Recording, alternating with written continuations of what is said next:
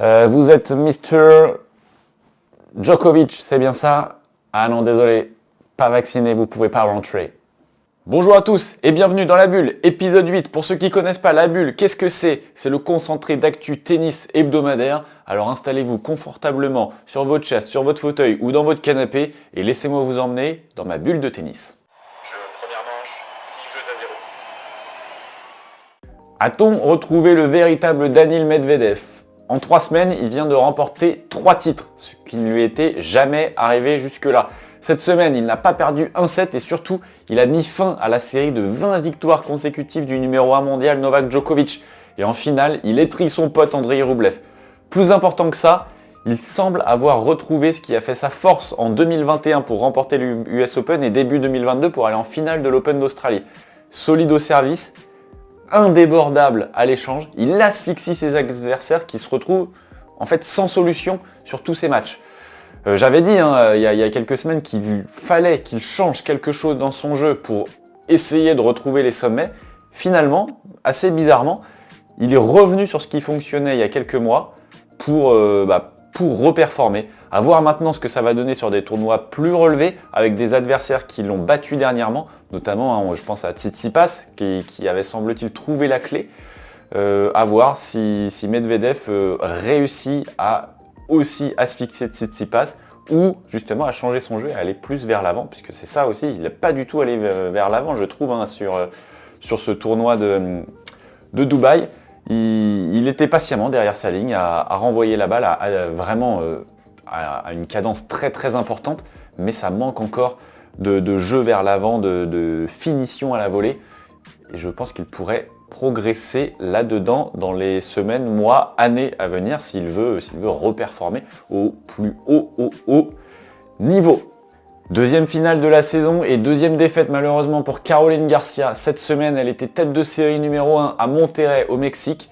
Et jusqu'à la finale, elle tient son rang en battant notamment Elise Mertens en demi, contre qui c'est jamais simple. Et en finale, elle bute sur Donna Vekic.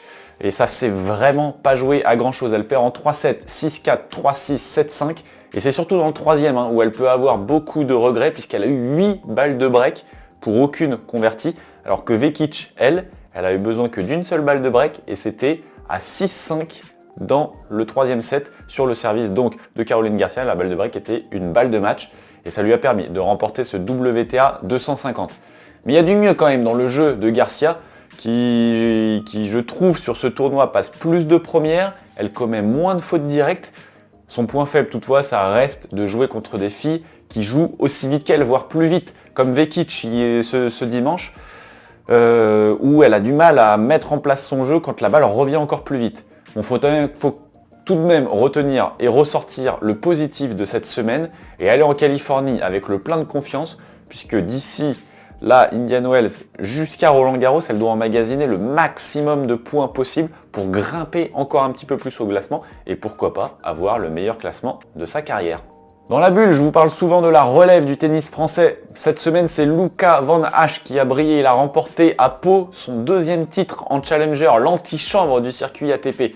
En finale, il a battu un autre Français, Hugo Humbert, dans la finale de Challenger la plus longue de l'histoire, 3h59. Le score, 7-6, 4-6, 7-6. Et il a sauvé 2 balles de match dans le tie-break final. Alors si vous ne le connaissez pas, Luca Van Hache, il a 18 ans, il a remporté Roland Garros Junior en 2021. Et avec Arthur Fils, il forme peut-être les plus gros espoirs du tennis français de demain. Avec cette victoire à Pau, il est cette semaine 110e mondial, juste devant à un classement d'Arthur Fils, ce qui fait de lui le joueur de moins de 19 ans le mieux classé. Si c'est pas une pépite ça, personnellement j'ai hâte moi de le voir sur terre battue, c'est sa surface de prédilection, c'est là qu'il a grandi et c'est là que son jeu de contre-attaquant s'exprime le mieux. Alors le rendez-vous à Roland est évidemment pris, ou s'il n'est pas qualifié d'office, il obtiendra une wildcard à coup sûr. J'ai hâte de voir ce que ça va donner. Elle n'est pas forcément connue du grand public, mais Marta Kostyuk était un des espoirs du tennis féminin mondial. Elle a mis du temps à percer à cause notamment de blessures, mais aussi à cause de l'impact émotionnel dû à la guerre en Ukraine cette dernière année. Ce week-end, elle a enfin remporté le premier titre de sa carrière à Austin. Je pense que ça va lui faire le plus grand bien pour la suite. Elle en avait vraiment besoin pour relâcher la pression qui pesait sur ses épaules. Depuis son plus jeune âge, l'Ukrainienne de 20 ans aujourd'hui était promise à un avenir radieux. Vainqueur de son premier match en Grand Chelem à 14 ans, elle remporte également l'US Open Junior et le Masters Junior la même année. Puis ses meilleurs résultats jusque-là, c'était un 8e à Roland en 2021 et un titre au WTA 125 de Limoges. Et c'était tout. Elle n'arrivait pas à confirmer derrière. Même si son jeu est tourné vers l'avant, elle a vraiment tous les coups du tennis. Grâce à son tennis offensif, elle peut performer sur dur. Et je pense qu'avec sa main, elle peut aussi avoir des très très bons résultats sur terre battue. À voir comment elle va digérer ce premier titre. Mais j'espère pour elle que c'est le début d'une longue liste. Et comme à chaque fois, on fait le point sur les tournois de la semaine. Et ce mercredi commence Indian Wells, le premier Master 1000 de la saison, le deuxième chez les femmes. C'est un de mes rendez-vous préférés du début de la saison, puisque ça y est, ça signifie le soleil, ça signifie les beaux jeux. C'est juste avant la saison sur terre battue, donc le printemps qui arrive, etc. Les barbecues entre potes, tac, tac, tac, les week-ends à regarder du tennis. C'est beau, c'est juste ce qui est beau.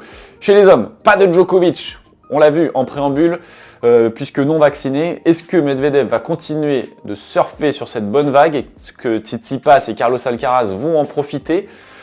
On verra bien. À noter également le forfait de Rafael Nadal.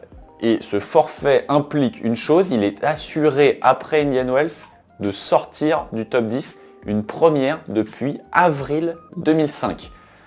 Chez les filles, la grande question est-ce que Iga Swiatek peut perdre?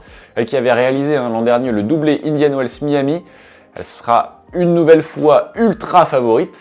Alors est-ce que Sabalenka, Krejcikova ou même Caroline Garcia pourrait lui barrer la route? Ou peut-être la revenante qui revient à la compétition, 11 Jabber, qui revient cette semaine.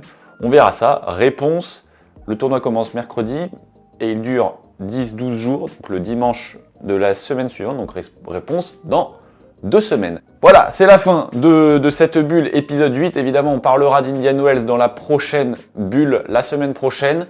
D'ici là, portez-vous bien. Enjoy Indian Wells et à la prochaine. Ciao!